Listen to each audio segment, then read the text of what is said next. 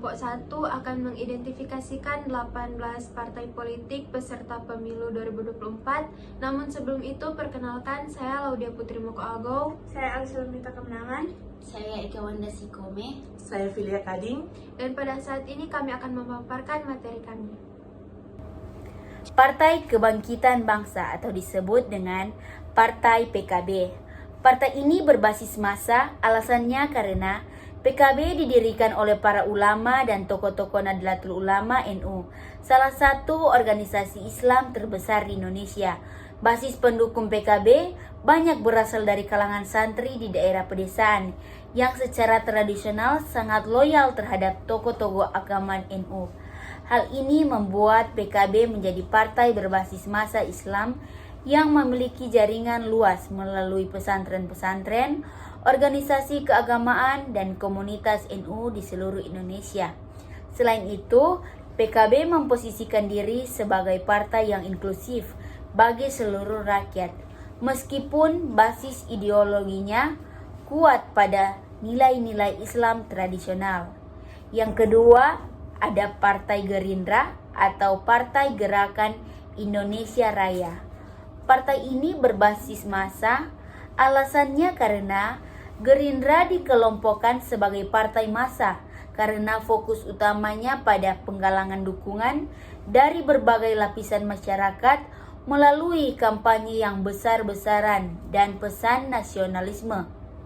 Gerindra seringkali menempatkan tokoh sentralnya, Prabowo Subianto, sebagai figur pemersatu dan simbol kekuatan nasional.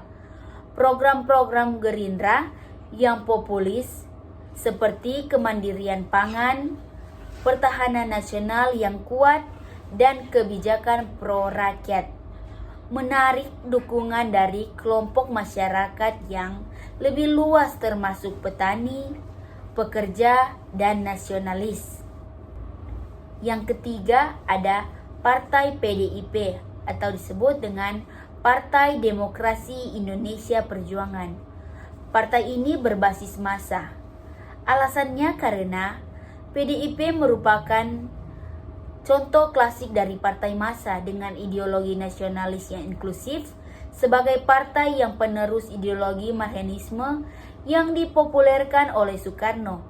PDIP berupaya menjangkau sebanyak mungkin kelompok sosial mulai dari buruh, petani, hingga masyarakat urban dan kelas menengah. Salah satu ciri partai massa adalah pengorganisasian yang kuat dan kegiatan politik yang terstruktur di akar rumput. PDIP memiliki jaringan luas di seluruh Indonesia dan aktif dalam memperjuangkan isu-isu kerakyatan seperti ekonomi kerakyatan, pemerataan pembangunan, dan perlindungan sosial.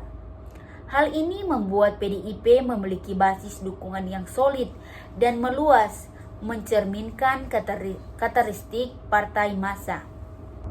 Dan yang keempat, ada Partai Golkar. Partai ini berbasis massa. Alasannya karena Golkar sebagai partai yang berakar dari zaman Orde Baru, memiliki sejarah panjang sebagai partai yang mengorganisir dukungan dari berbagai lapisan masyarakat, meskipun dulu berfungsi sebagai partai pemerintah. Setelah reformasi, Golkar bertransformasi menjadi partai massa yang mencoba menarik berbagai kelompok sosial melalui program-program pembangunan dan stabilitas. Golkar memiliki jaringan birokrasi yang kuat dan organisasi yang tersebar di seluruh Indonesia yang memungkinkannya untuk mempertahankan basis dukungan yang besar. Fokus pada isu-isu pembangunan, ekonomi, investasi, dan pembangunan infrastruktur membantu Golkar menjaga relevansi sebagai partai massa. Dan yang kelima ada Partai Nasdem atau Nasional Demokrat. Partai ini berbasis massa. Alasannya karena Nasdem mengusung gerakan perubahan atau restorasi sebagai landasan ideologinya. Meskipun termasuk partai baru, Nasdem cepat mendapatkan dukungan dari berbagai kalangan masyarakat, terutama kalangan muda, profesional, dan kelas menengah. Nasdem memiliki jaringan yang luas di seluruh Indonesia dan seringkali memfokuskan pada pengembangan ekonomi dan politik yang bersih, serta reformasi birokrasi. Sebagai partai yang didirikan oleh Surya Paloh, seorang tokoh media besar, Nasdem juga memiliki kekuatan di bidang komunikasi politik yang memungkinkannya menjangkau audiens yang lebih luas, terutama melalui media massa. Yang keenam, Partai Buruh. Partai Buruh berbasis partai massa. Alasannya adalah Partai Buruh dibentuk untuk memperjuangkan hak-hak pekerja, buruh, dan kaum marginal. Sebagai partai massa, fokus utama Partai Buruh adalah menggalang dukungan dari kelompok pekerja dan buruh di seluruh Indonesia. Mereka seringkali bekerja sama dengan serikat pekerja dan organisasi buruh untuk memperjuangkan kebijakan pro buruh, seperti peningkatan upah, kondisi kerja yang lebih baik, dan jaminan sosial. Basis dukungan Partai Buruh terutama berasal dari kelompok buruh pabrik, pekerja informal, dan masyarakat kelas pekerja lainnya yang seringkali tidak terwakili oleh partai-partai lain. Yang ketujuh, Partai Gelora atau Gelombang Rakyat Indonesia. Partai ini berbasis partai kader. Alasannya adalah Gelora yang didirikan oleh mantan kader PKS lebih berfokus pada pembentukan kader dan pemimpin dengan visi yang kuat untuk pembangunan Indonesia. Partai ini belum memiliki basis massa yang besar, tetapi mereka memfokuskan diri pada kaderisasi di mana anggota-anggota partai dilatih untuk menjadi pemimpin-pemimpin masa depan.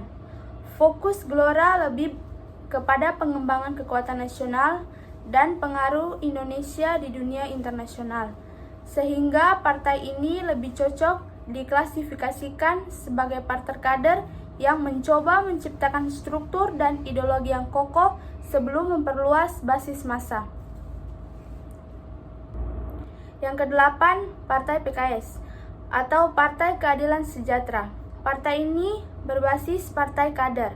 Alasannya adalah PKS dikenal sebagai partai yang sangat berfokus pada kaderisasi dan pendidikan politik bagi anggotanya. Sebagai partai Islam modern, PKS memiliki program-program khusus untuk mengembangkan kader-kader dari tingkat lokal hingga nasional. Kaderisasi yang intensif ini mencerminkan struktur partai yang kuat dan berjenjang, di mana anggota-anggota dilatih untuk menjadi pemimpin dengan pemahaman mendalam tentang ideologi Islam dan politik modern. Meskipun PKS juga memiliki massa yang signifikan, pengaruh partai ini lebih terfokus pada pengembangan jaringan kader yang disiplin dan loyal. Yang kesembilan, Partai PKN atau Partai Kebangkitan Nusantara.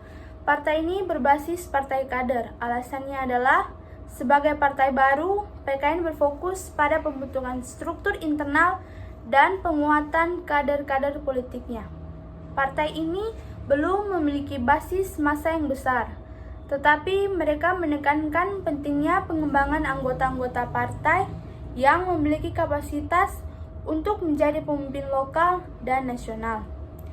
PKN juga berupaya menciptakan ideologi politik yang inovatif dengan menekankan kebangkitan potensi daerah dan penguatan nasionalisme.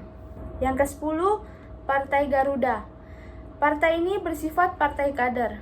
Alasannya adalah Partai Garuda belum memiliki basis massa yang signifikan.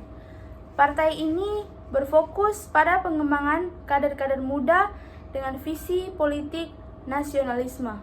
Struktur internal partai ini lebih terorganisir untuk memperkuat ideologi dan pengaruh politik di kalangan pemuda dan intelektual.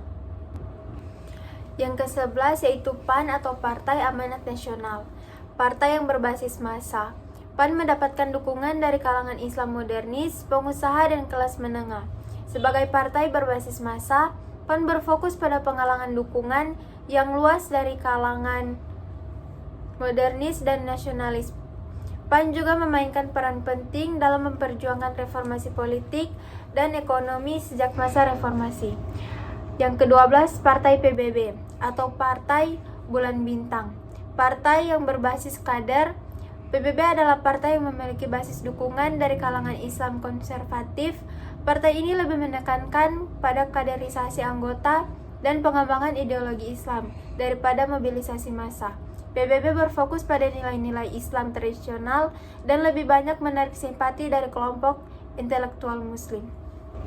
Yang ke-13, Partai Demokrat. Partai yang berbasis massa. Partai Demokrat didirikan dengan tujuan menggalang dukungan luas, terutama dari kelas menengah dan elit modern.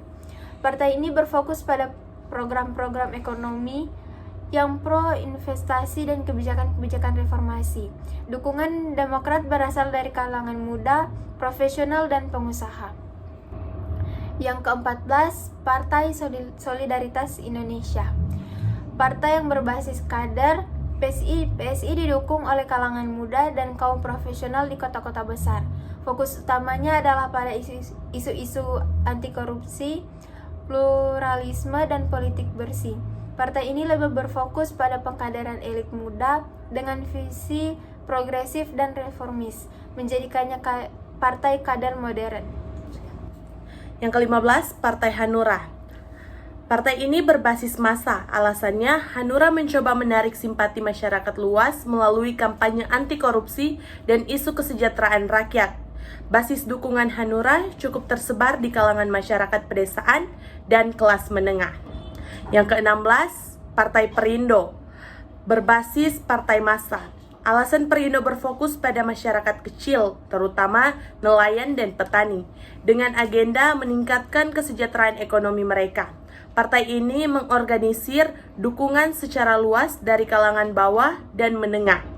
Yang ke-17 adalah PPP, Partai Persatuan Pembangunan.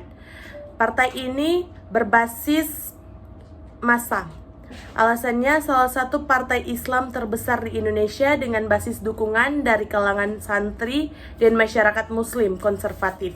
PPP berfokus pada mobilisasi dukungan dari komunitas Islam tradisional di Indonesia. Yang ke-18 adalah PNA, Partai Nangro Aceh. Partai ini berbasis massa. Alasannya PNA memiliki basis massa yang kuat dari Provinsi Aceh dengan agenda otonomi daerah dan kesejahteraan masyarakat Aceh. Partai ini berfokus pada isu-isu yang relevan bagi masyarakat Aceh. Kesimpulan, setiap partai dalam daftar ini memainkan peran penting dalam dinamika politik Indonesia, baik sebagai partai massa yang menggalang dukungan luas, maupun sebagai partai kader yang berfokus pada pengembangan anggota dan pimpinan partai. Partai-partai yang berpartisipasi dalam pemilu 2024 menunjukkan keragaman dalam pendekatan politik, mulai dari partai massa yang fokus pada mobilisasi dukungan luas, hingga partai kader yang lebih menekankan pengembangan ideologi dan pemimpin politik. Pemahaman tentang klasifikasi partai ini penting untuk melihat bagaimana partai-partai tersebut memposisikan diri dalam dinamika politik Indonesia, serta bagaimana mereka berupaya memenangkan hati pemilih dengan pendekatan yang berbeda-beda.